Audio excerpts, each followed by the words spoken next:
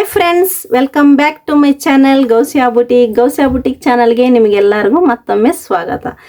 Friends, ಇವತ್ತು ನಾನು ಯಾವುದು ಬ್ಲೌಸ್ ಕಟಿಂಗ್ ತೋರಿಸ್ಕೊಡ್ತಾ ಇಲ್ಲ. ನಾನು ಕುಂಚಿಗೆ ಅಂತ ತೋರಿಸ್ಕೊಡಕ್ಕೆ ಬಂದಿದ್ದೀನಿ. ನನಗೆ ಬಹಳಷ್ಟು ದಿನಗಳಿಂದ ನನ್ನ ಕಸ್ಟಮರ್ ಒಬ್ಬರು ನನಗೆ ಭಾಳ ಪ್ರೆಜರ್ ಮಾಡ್ತಿದ್ರು, ನನಗೆ ಈ ಥರ ನಮ್ಮ ಮಗುಗೊಂದು ಕುಂಚಿಗೆ ಹೊಲ್ದು ಕೊಡಿ ಅಂತ. ನಾನು ಹಾಗಾಗಿ ಅವ್ರ ಡಿಮ್ಯಾಂಡ್ ಇದ್ಮೇಲೆ ನಾನು ಇದು ಸ್ಟಿಚ್ ಮಾಡ್ತಿದ್ದೀನಿ. ನಾನು ಇದು ವಿಡಿಯೋ ಯಾಕೆ ಮಾಡಬಾರ್ದು, ನಿಮ್ಗೆ ಯಾರಿಗಾದ್ರೂ ಯೂಸ್ ಆಗ್ಬೋದು ಅಂತ ನಾನು ಇದು ವಿಡಿಯೋ ಮಾಡ್ತಾ ಇದ್ದೀನಿ ಫ್ರೆಂಡ್ಸ್. ಹಾಗಾದರೆ ಹೇಗೆ ಕಟ್ ಮಾಡೋದು ಅಂತ ನಾನು ನಿಮ್ಗೆ ತಿಳಿಸ್ಕೊಡ್ತೀನಿ. ನಾನು ಇದ್ರದ್ದು ಸುತ್ತಳತೆ ತಲೆ ಹತ್ರ ಸುತ್ತಳತೆ ಬರುತ್ತಲ್ಲ ಕಟ್ಟೋದು, ಅಲ್ಲಿಂದ ಡಬಲ್, ನಾನು ಇದು ಬಟ್ಟೆ ಡಬಲ್ ಹಾಕ್ಕೊಂಡಿದ್ದೀನಿ ನೋಡಿ. 7 ಇಂಚ್ ತಗೊಂತಿದ್ದೀನಿ. 7 ಇಂಚಿಗೆ ಒಂದು ಮಾರ್ಕು, ಎಕ್ಸ್ಟ್ರಾ ಸ್ಟಿಚಿಂಗಿಗೆ 1 ಇಂಚ್ ಎಕ್ಸ್ಟ್ರಾ ನೋಡಿ. 8 ಇಂಚಿಗೆ ಇಲ್ಲೊಂದು ಮಾರ್ಕ್ ಹಾಕಿದ್ದೀನಿ. ಇಲ್ಲಿಂದ ಸೇಮ್ ಇಲ್ಲೂ ಅಷ್ಟೇ 8 ಇಂಚಿಗೆ ಒಂದು ಮಾರ್ಕ್, 7 ಇಂಚು ಲೆಂತ್ ಇದಕ್ಕೆ ಮತ್ತೆ 1 ಇಂಚ್ ಎಕ್ಸ್ಟ್ರಾ 7 ಇಂಚಿಗೆ ಒಂದು ಮಾರ್ಕ್ ಹಾಕ್ತಾ ಇದ್ದೀನಿ. ಇಲ್ಲೂ ಸೇಮು. ನನಗಿಲ್ಲಿ ಬಟ್ಟೆ ಜಾಸ್ತಿ ಇಲ್ಲ, ಹಾಗಾಗಿ ಇದು ಲೈನಿಂಗ್ ಬಟ್ಟೆ, ಹಾಗಾಗಿ ಇಲ್ಲಿ ಸ್ವಲ್ಪ ಜಾಯಿಂಟ್ ಬರುತ್ತೆ.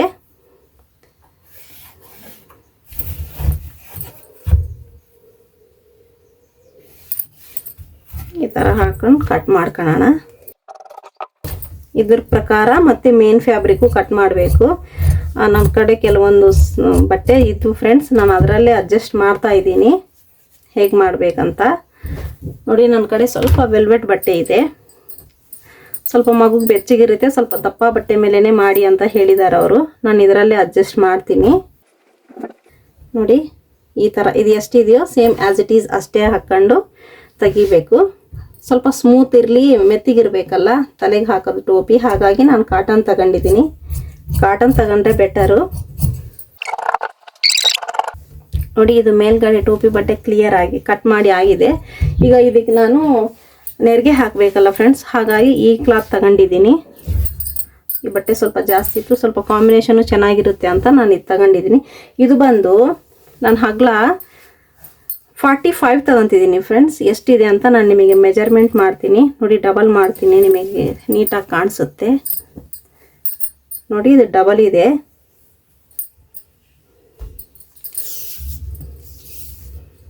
ಡಬಲ್ ಮೇಲೆ 23 ಇದೆ.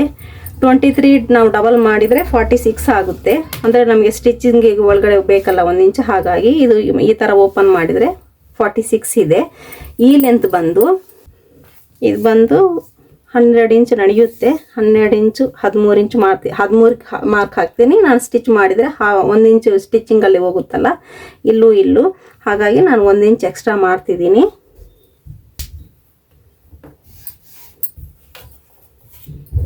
ಇದೇ ಥರ ಡಬಲ್ ಫೋಲ್ಡ್ ಮಾಡಿ ನೀಟಾಗಿ ಒಮ್ಮೆಟ್ಟಿಗೆ ಕಟ್ ಮಾಡ್ಕೊಂಡು ಬಿಡೋಣ.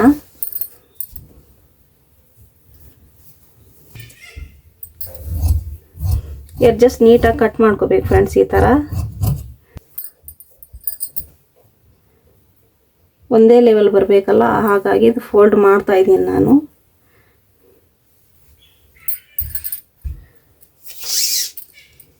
ಇಲ್ಲಿ 13 ಇದೆ, ಇಲ್ಲೂ 13 ಮಾರ್ಕ್ ಹಾಕ್ಕೊಳ್ಳಿ, ನಮ್ಮ ಲೈನ್ ಕರೆಕ್ಟ್ ಬರುತ್ತೆ.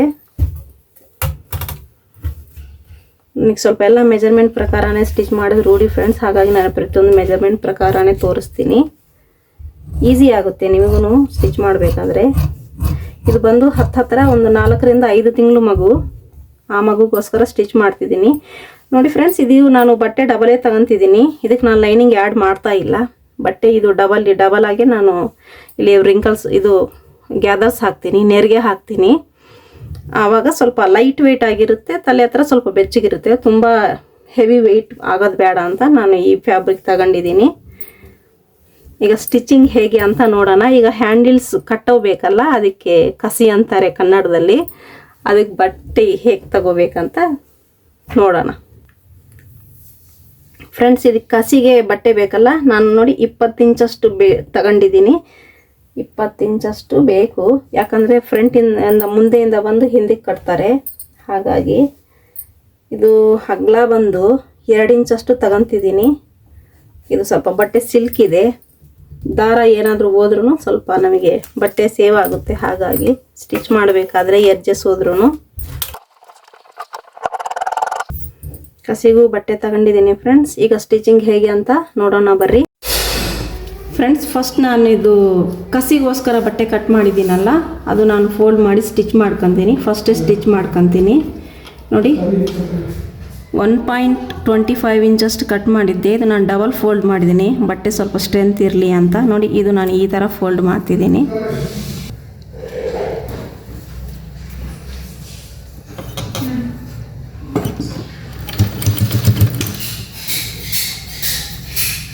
ಡಬಲ್ ಬಂದರೆ ಸ್ವಲ್ಪ ಸ್ಟ್ರೆಂತ್ ಇರುತ್ತೆ ಬಟ್ಟೆ, ಹಾಗಾಗಿ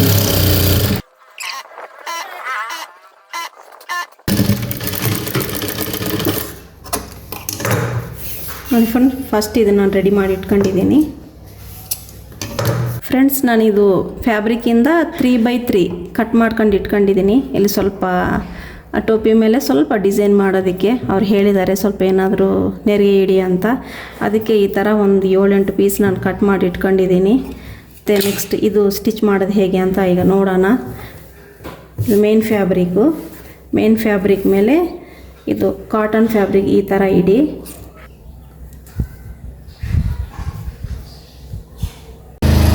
ಫ್ರೆಂಡ್ಸ್, ಇದು ನೋಡಿ, ಇದು ಮೇನ್ ಫ್ಯಾಬ್ರಿಕ್ ಆಪೋಸಿಟ್ಗೆ ಇದು ನಾನು ಕಾಟನ್ ಫ್ಯಾಬ್ರಿಕ್ ಹಾಕ್ಕೊಂಡಿದ್ದೀನಿ. ಇಲ್ಲಿ ಒಂದು 1/2 ಇಂಚಷ್ಟು ಬಿಟ್ಟು ಹೊಲಿಗೆ ಶುರು ಮಾಡಿ. ನೋಡಿ, 1/2 ಇಂಚಷ್ಟು ನಾನು ಮಾರ್ಕ್ ಹಾಕಿದ್ದೀನಿ. ಇಲ್ಲಿಂದ ಇಲ್ಲಿಗೆ ಇಲ್ಲೂ ಸೇಮು 1/2 ಇಂಚಷ್ಟು ನಾನು ನಿಮಗೆ ಮಾರ್ಕ್ ಮಾಡಿ ತೋರಿಸ್ಬೇಕಂದ್ರೆ ನೋಡಿ, ಈ ಥರ 1/2 ಇಂಚಿಗೆ ಒಂದು ಮಾರ್ಕ್ ಹಾಕಿ ಅಲ್ಲಿಗೆ ಎಂಡ್ ಮಾಡಿ ಸ್ಟಿಚ್ಚು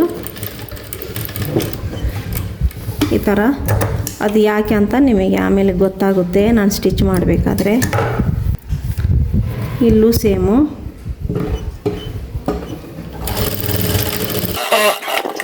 ಸೆಂಟರ್ಗೊಂದು ಕಚ್ ಇಟ್ಕೊಂಡಿದ್ದೀನಿ. ನೋಡಿ, ಇದು ಕಾಟನ್ ಫ್ಯಾಬ್ರಿಕ್ಕು, ಇದು ಬಂದು ಮೇನ್ ಫ್ಯಾಬ್ರಿಕ್ಕಿಗೆ ನಾನು ಆವಾಗಲೇ ನಿಮಗೆ ತೋರಿಸಿದ್ನಲ್ಲ 3x3 ಡಿಸೈನ್ ಪೀಸ್ ಮಾಡಬೇಕಂತ. ಇದು ಈ ಥರ ಫೋಲ್ಡ್ ಮಾಡೋಣ. ಇಲ್ಲಿ ಸ್ವಲ್ಪ ಡಿಸೈನ್ ಮಾಡ್ತಾಯಿದ್ದೀನಿ, ಮಾಡೋಕ್ಕೆ ಹೇಳಿದ್ರು ಅವ್ರ ಕಸ್ಟಮರು, ಹಾಗಾಗಿ ಫಸ್ಟ್ ಇದು ಮಾಡ್ಕೊತೀನಿ. ನೋಡಿ, ಇದು ಡಬಲ್ ಫೋಲ್ಡ್ ಮಾಡಿ ಈ ಥರ ಫೋಲ್ಡ್ ಮಾಡಿದರೆ 4 ಸೈಡು ಒಂದು ಡಿಸೈನ್ ಬರುತ್ತೆ.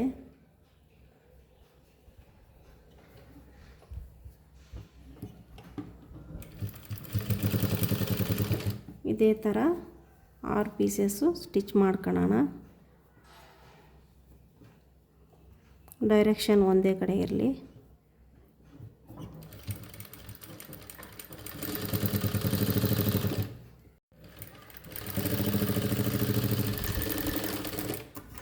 ಇದು ಸ್ಟಿಚ್ ಆದಮೇಲೆ ನೋಡಿ, ಫ್ಯಾಬ್ರಿಕ್ ರೈಟ್ ಸೈಡಿಗೆ ನಾನು ಒಂದೊಂದೇ ಜಾಯಿಂಟ್ ಮಾಡ್ತೀನಿ. 1/2 ಇಂಚು ಸ್ಟಿಚ್ಚಿಗೆ ನಾವು ಬಿಟ್ಟು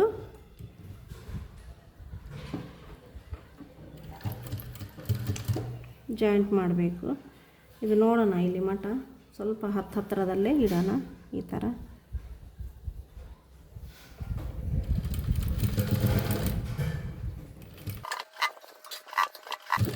ಐದು ಬಂದಿದ್ದಾವೆ ಫ್ರೆಂಡ್ಸ್, 6 ಆಗಿಲ್ಲ, ಸಾಕು 5. ಇಲ್ಲಿ ಮತ್ತೆ ನಮ್ಮದು ಇದು ಬರುತ್ತೆ. ಈ ಥರ ಎಡ್ಜಸ್ ಇದ್ರೆ ನೀಟಾಗಿ ಕಟ್ ಮಾಡ್ಕೊಳ್ಳಿ. ನೋಡಿ ಫ್ರೆಂಡ್ಸ್, ಈ ಥರ ಸ್ಟಿಚ್ ಮಾಡ್ಕೊಂಡಿದ್ದೀನಿ. ನೋಡಿ, 3, 5 ಆಗಿದ್ದಾವೆ. ಇದು ನಾನು ಸೆಂಟರ್ ಕಚ್ ಪಾಯಿಂಟ್ ಇಟ್ಟಿದ್ದೀನಲ್ಲ, ಇದು ನೋಡಿ, ಇದು ರೈಟ್ ಸೈಡು, ಇದು ರಾಂಗ್ ಸೈಡು ಲೈನಿಂಗ್ ಫ್ಯಾಬ್ರಿಕ್ಕು. ಇದು ಈ ಥರ ಫೋಲ್ಡ್ ಮಾಡಿ 2 ಆಪೋಸಿಟ್ ಡೈರೆಕ್ಷನ್ ಬರಬೇಕು. ಈ ಥರ ಫೋಲ್ಡ್ ಮಾಡಿ ಇದು ಈ ಜಾಯಿಂಟ್ ಕೂಡಿಸ್ಬೇಕು. ಈ ಥರ ಕರೆಕ್ಟ್ ಬರಬೇಕು. ಇಲ್ಲಿಂದ ನಾವು ಜಾಯಿಂಟ್ ಮಾಡೋಣ. ಈ ಥರ ಸ್ಟಿಚ್ ಮಾಡೋದ್ರಿಂದ ಉಲ್ಟಾ ಮೇಲೆ ಮಗು ತಲೆಗೆ ಚುಚ್ಚೋದಿಲ್ಲ. ಹಾಗಾಗಿ ಈ ಥರ ಸ್ವಲ್ಪ ಒಳಮುಖಕ್ಕೆ ಹೋದಂಗೆ ಸ್ಟಿಚ್ ಮಾಡಬೇಕು. ಆವಾಗ ನೀಟಾಗಿ ಕಾಣುತ್ತೆ, ಉಲ್ಟಾದಲ್ಲೂ ಸೀದಾದಲ್ಲೂ. ಈ 2 ಕಚ್ ಪಾಯಿಂಟ್ ಇದೇ ಕಡೆ ಬರಬೇಕು. ಒಂದು ಆ ಸೈಡು ಒಂದು ಈ ಸೈಡ್ ಬರಬಾರ್ದು, ಅದು ಗಮನ ಇಟ್ಕೋಬೇಕು. ಇದ್ರ ಮೇಲೆ ಡಬಲ್ ಸ್ಟಿಚ್ ಹಾಕಿಬಿಡ್ತೀನಿ.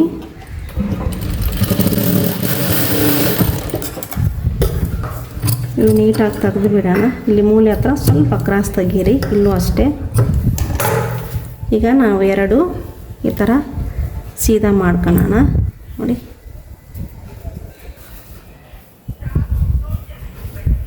ಇದು ಮೇಲ್ಗಡೆದು ಸ್ವಲ್ಪ ಹೈ ಇಟ್ಟಿದ್ದೀನಿ. ಈಗ ಬರ್ತಾ ಬರ್ತಾ ಇದು ಕಡಿಮೆ ಮಾಡ್ಕೊತ ಬಂದಿದ್ದೀನಿ ಫ್ರೆಂಡ್ಸ್. ಇದು ಇಲ್ಲಿ ತಲೆ ಮೇಲೆ ಬರುತ್ತೆ ಕರೆಕ್ಟು, ಹಾಗಾಗಿ ಇದು ಸ್ವಲ್ಪ ಹೈಟೆಡ್ ಇರಲು ಒಂದು ಲೆವೆಲ್ ಬರಬೇಕಂತಂದು ಸ್ವಲ್ಪ ಲೈನ್ ನೋಡಿ ನೀವು ಕಾಣಿಸ್ತಿರ್ಬೋದು ನಿಮಗೆ, ಒಂದು ಹೆಚ್ಚು ಒಂದು ಕಡಿಮೆ ಈ ಥರ ಮಾಡಿದ್ದೀನಿ ನಾನು. ಈಗ ಇದ್ರ ಮೇಲೆ ಒಂದು ಟಾಪ್ ಸ್ಟಿಚ್ ಹಾಕಿಬಿಡೋಣ. ಇಲ್ಲಿ ನಾನು 1/2 ಇಂಚ್ ಆವಾಗಲೇ ಬಿಟ್ಟಿದ್ದೆ, ಆ 1/2 ಇಂಚ್ ಬಿಟ್ಟೆ ಒಂದು ಟಾಪ್ ಸ್ಟಿಚ್ ಹಾಕಿ ನೀವು.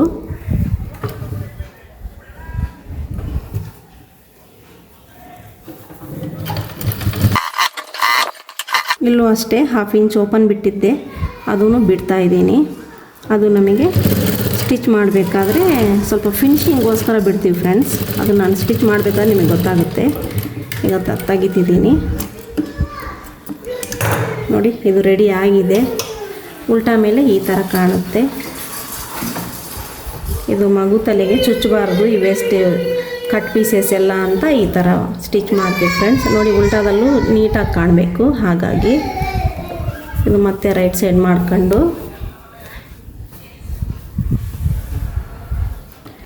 ಇದು ನಾನೀಗ 1/2 ಇಂಚ್ ಬಿಟ್ಟಿದ್ನಲ್ಲ ಫ್ರೆಂಡ್ಸ್, ಇದು ನಾನು ಈ ಥರ ಫೋಲ್ಡ್ ಮಾಡಿ ಒಂದು ಸ್ಟಿಚ್ ಮಾಡ್ಕೊತೀನಿ.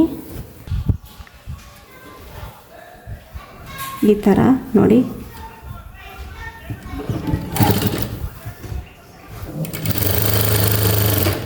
ಬಿಗಿನರ್ಸ್ ಸಮೇತ ನೀಟಾಗಿ ಸ್ಟಿಚ್ ಮಾಡ್ಕೋಬೇಕಂತ ನಾನು ಇದು ಬಿಡಿಸಿ ಹೇಳ್ತಿದ್ದೀನಿ. ಇದು ಫಸ್ಟೇ ಅದು ನೆರಿಗೆ ಸ್ಟಿಚ್ ಮಾಡಬೇಕಾದ್ರೂ ಇದು ಮಾಡ್ಬೋದು. ನೀವು ಫಸ್ಟೇ ಮಾಡ್ಕೊಂಡ್ರೆ ನಿಮಗೆ ಸ್ವಲ್ಪ ಈಸಿ ಆಗುತ್ತೆ ನೋಡಿ. ಇದು ಈಸಿಯಾಗಿ ಫೋಲ್ಡ್ ಆಗಿಬಿಡುತ್ತೆ ನಾವು ಫಸ್ಟೇ ದಾರ ಬಿಟ್ಕೊಂಡ್ರೆ, ಇದು ಸ್ಟಿಚ್ ಬಿಟ್ಕೊಂಡ್ರೆ.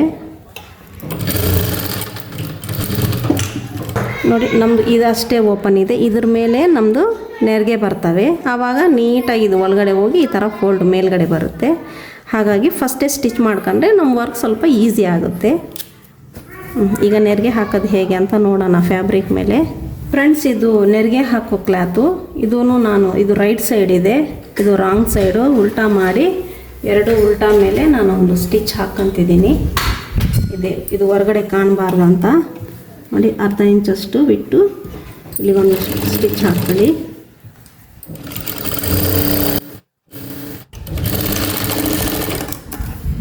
ಈ ಥರ ಇಲ್ಲಿ ಕಟ್ ಮಾಡಿ ನೀಟಾಗಿ ಫೋಲ್ಡ್ ಆಗುತ್ತೆ ಇದು. ಮತ್ತು ರೈಟ್ ಸೈಡ್ ತಿರುಗಿಸಿ ಇದ್ರ ಮೇಲೊಂದು ಟಾಪ್ ಸ್ಟಿಚ್ ಹಾಕಬೇಕು ನೋಡಿ. ಇದ್ರ ಮೇಲೆ ಒಂದು ಟಾಪ್ ಸ್ಟಿಚ್ ಹಾಕೋಣ.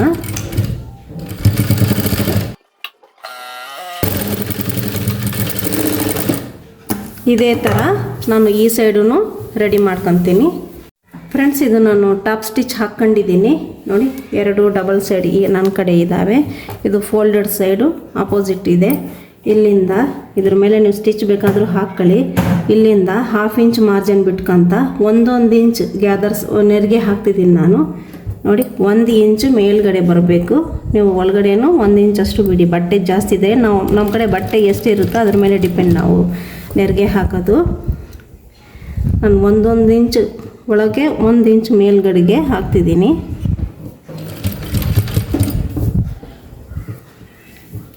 ಇದೇ ಥರ ಅಡ್ಜಸ್ಟ್ ಮಾಡ್ಕೊಂತ ಹಾಕ್ಕೊಂತ ಬರಬೇಕು ನೋಡಿ.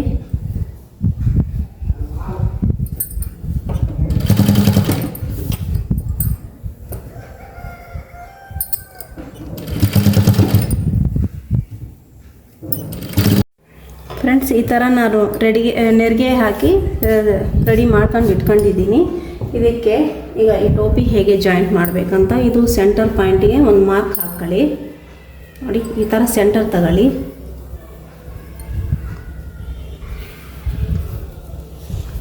ಕರೆಕ್ಟ್ ಬರುತ್ತೆ. ಇದಕ್ಕೊಂದು ನಾಚ್ ಹಾಕ್ಕೊಂಡ್ಬಿಡಿ. ಕಚ್ ಅಂತಾರೆ, ನಾಚ್ ಅಂತಾರೆ, ಒಬ್ಬೊಬ್ಬರು ಒಂದೊಂದು ಥರ ಹೇಳ್ತಾರೆ. ಇದ್ರದ್ದು ರೈಟ್ ಸೈಡು ಇದು 2 ಸಮ ಮಾಡಿ ಇದಕ್ಕೂ ಸೆಂಟರ್ ಒಂದು, ಇದಕ್ಕೊಂದು ಮಾರ್ಕ್ ಹಾಕೊಂಡ್ಬಿಡೋಣ ಈ ಥರ. ಇದು ರೈಟ್ ಸೈಡು, ಇದು ರೈಟ್ ಸೈಡು. ಹಿಂಗೆ ಸೆಂಟರಿಂದ ಕೂಡಿಸಿ ಇಲ್ಲಿಂದನೂ ಜಾಯಿಂಟ್ ಮಾಡ್ಬೋದು, ಇಲ್ಲಿಂದನೂ ಮಾಡ್ಬೋದು. ಇಲ್ಲಿಗೆ ಸೆಂಟರ್ ಮಾಡಿ ಪಿನ್ ಮಾಡ್ಕೊಳ್ಳಿ. ಪಿನ್ ಹಾಕಿದರೆ ಕರೆಕ್ಟ್ ಬರುತ್ತೆ, ಈಸಿ ಆಗುತ್ತೆ. ಇಲ್ಲಿಂದಾನೇ ನಾವು ಜಾಯಿಂಟು ನೋಡಿ, ನಾನು ಆವಾಗಲೇ 1/2 ಇಂಚ್ ನಿಮಗೆ ಹೊಲಿಗೆ ಬಿಟ್ಟು ಸ್ಟಿಚ್ ಮಾಡೋಕ್ಕೆ ಹೇಳಿದ್ದೀನಲ್ಲ, ಅದು ಎಲ್ಲಿಂದ ಇದೆಯೋ ಅಲ್ಲಿಂದಾನೇ ನಮ್ಮದು ಸ್ಟಿಚಿಂಗ್ ಶುರು ಮಾಡ್ಕೋಬೇಕು.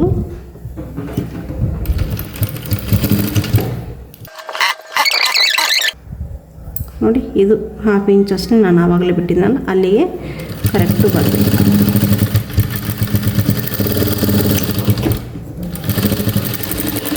ಕಣ್ಣು ಈ ಥರ ಏನಾದರೂ ದಾರ ಇದ್ದರೆ ತಗೊಂಡ್ಬಿಡಿ, ನೀಟಾಗಿ ಕಟ್ ಮಾಡ್ಕೊಳ್ಳಿ.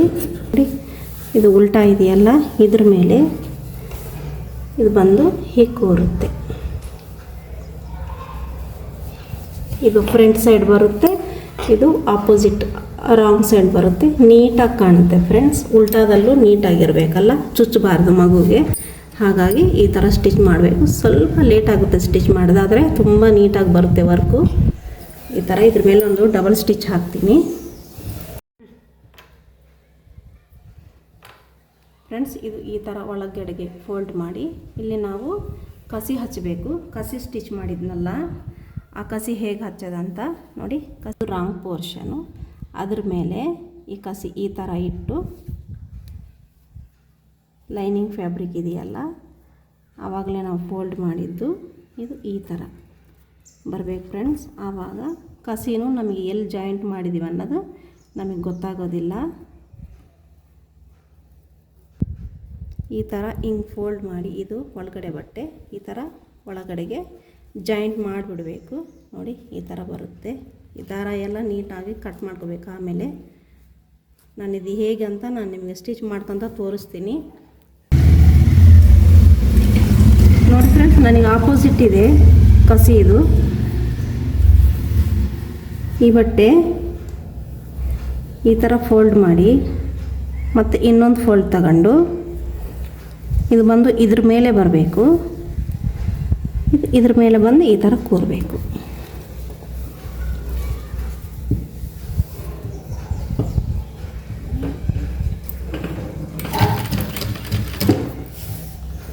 ಇದು ಸ್ವಲ್ಪ ಒಳಗಡೆ ಮಾಡ್ಕೊಳ್ಳಿ.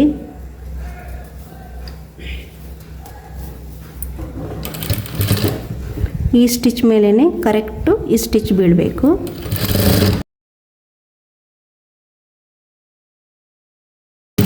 ನೋಡಿ ಫ್ರೆಂಡ್ಸ್, ಲಾಸ್ಟ್ ಎಂಡಿಂಗಿಗೆ ಬಂದಿದ್ದೀವಿ. ಇದೇ ಥರ ಇದು ನನ್ನ ಸೈಡಿಗಿದೆ ಕಸಿ. ಇದು ಒಳಗಡೆ ಸೇಮ್ ಆ್ಯಸ್ ಇಟ್ ಈಸ್ ನಾವು ಆವಾಗಲೇ ಫೋಲ್ಡ್ ಮಾಡಿದ್ವಲ್ಲ, ಅದೇ ಥರ ಇದು ಸ್ವಲ್ಪ ನೀಟಾಗಿ ಫೋಲ್ಡ್ ಮಾಡ್ಕೊಳ್ಳಿ ಒಳಗಡೆ. ಇದು ಕಸಿನೂ ಒಳಗಡೆ ಇಡಿ, ಈ ಥರ ಬರಬೇಕು ನೋಡಿ.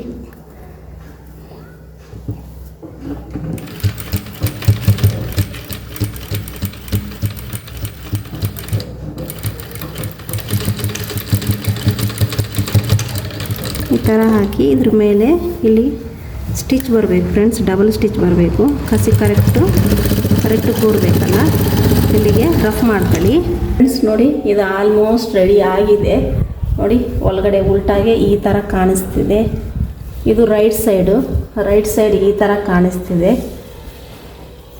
ಇದಕ್ಕೆ ನಾನು ಸ್ವಲ್ಪ ಇಲ್ಲಿ ಕುಚ್ಚು ಹಾಕ್ತೀನಿ ಕಟ್ಟಕ್ಕೆ.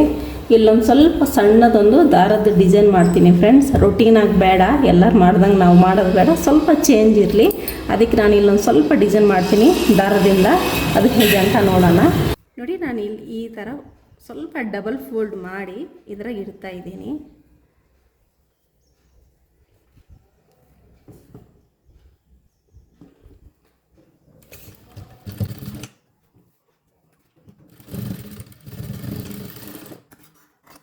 ಇಷ್ಟೆಲ್ಲ ಕಟ್ ಮಾಡಿಬಿಡಿ. ಆಮೇಲೆ ಸೀದಾ ಮಾಡ್ಕೊಳ್ಳಿ. ನೋಡಿ, ಇದು ಈ ಥರ ಫೋಲ್ಡ್ ಆಗುತ್ತೆ ಫ್ರೆಂಡ್ಸ್. 2 ಹೊಸ ದಾರ ತಗೊಂಡಿದ್ದೀನಿ. ಇದು ನೋಡಿ, ನಾನು ಸೆಂಟರಿಂದ ಕಟ್ ಮಾಡ್ತಿದ್ದೀನಿ ಈ ಥರ.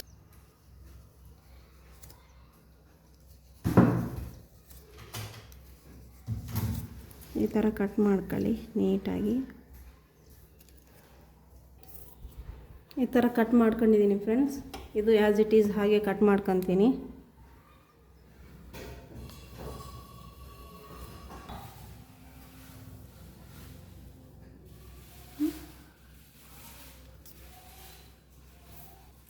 ಎರಡು ಈ ಥರ ಕಟ್ ಮಾಡ್ಕೊಂಡಿದ್ದೀನಿ ನೋಡಿ. ಈ ಥರ ಸೆಂಟರ್ಗೆ ಈ ಥರ ತಗೊಂಡು ಇದಕ್ಕೆ ಕಟ್ಟಬೇಕು. ಇದು ಆವಾಗಲೇ ಸೂಜಿಗೆ ದಾರ ಹಾಕಿಟ್ಟಿದ್ದೆ ಫ್ರೆಂಡ್ಸ್, ಈಸಿ ಆಗಲಿ ಅಂತ ನೋಡಿ.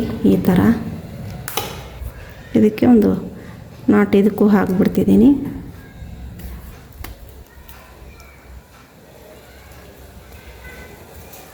ಸ್ವಲ್ಪ ನಾವು ಸ್ಟಿಚ್ ಮಾಡೋ ಮಟ್ಟ ಇದ್ದರೆ ಸಾಕು. ಆಮೇಲೆ ನಾವು ಎರಡಕ್ಕೂ ಸೇರಿಸಿ ನೋಡಿ ಈ ಎರಡು ಸೆಂಟರ್ ಪಾಯಿಂಟ್ಸ್ ಈ ಥರ ಮಾಡ್ಕೋಬೇಕು. ಇವು ನೀಟಾಗಿ ಒಂದೇ ಲೆವೆಲಾಗೆ ಕಟ್ ಮಾಡ್ಕೊಳ್ಳಿ. ಆಮೇಲೆ ಇದು ಬಾಲ್ ಟೈಪ್ ಬರುತ್ತೆ ನೋಡಿ. ಈ ಥರ ಇದು ಕರೆಕ್ಟ್ ಈ ಥರ ಬಾಲ್ ಟೈಪ್ ಬರಬೇಕು ನೋಡಿ. ಇದ್ರ ಮೇಲೆ ಇದು ಈ ಥರ ಇಟ್ಟು ಒಂದು ಸ್ಟಿಚ್ ಹಾಕೋಣ. ಇದಕ್ಕೆ ಬ್ಯಾಕ್ ಸೈಡಿಗೆ ಒಂದು ಗಂಟು ಹಾಕ್ಕೊಳ್ಳಿ, ಯಾಕಂದರೆ ದಾರದಿಂದ ದಾರ ಬಂದುಬಿಡುತ್ತೆ ಫ್ರೆಂಡ್ಸ್. ಹಾಗಾಗಿ ಒಂದು ನೀಟಾಗಿ ನಾಟ್ ಹಾಕಿಬಿಡಬೇಕು. ಸ್ಟಿಚ್ ಮಾಡಿದ್ದೀನಿ ಫ್ರೆಂಡ್ಸ್. ಇದಕ್ಕೆ ನಾನು ಒಂದು 3 ಮುತ್ತು ಹಾಕಿ ಸ್ಟಿಚ್ ಮಾಡ್ತಿದ್ದೀನಿ, ಸ್ವಲ್ಪ ಚೆನ್ನಾಗಿ ಕಾಣಲಿ ಅಂತ. ಈ ಥರ ಮ್ಯಾಚಿಂಗ್ ಆಗಲಿ ಅಂತ ಮುತ್ತು 3 ತಗೊಳ್ತಿದ್ದೀನಿ. ಗೋಲ್ಡ್ ಕಲರು ದಾರದ್ದೇ ಫ್ಲೇವರ್ ಅಲ್ಲ, ಹಾಗಾಗಿ ವೇಸ್ಟ್ ದಾರ ಕಾಣಿಸ್ತಿರ್ತವೆ. ಈ ಥರ ಎಲ್ಲಾದರೂ ಹೆಚ್ಚು ಕಡಿಮೆ ಇದ್ದರೆ ನೀಟಾಗಿ ರೌಂಡ್ ಮಾಡ್ಕೊಳ್ಳಿ, ಆವಾಗ ಚೆನ್ನಾಗಿ ಕಾಣುತ್ತೆ ನೋಡಿ. ಇದಕ್ಕೆ ಸೂಜಿ ಇದೆ, ಇದಕ್ಕೆ ಹೇಗೆ ಸ್ಟಿಚ್ ಮಾಡೋದಂತ ತೋರಿಸ್ತೀನಿ.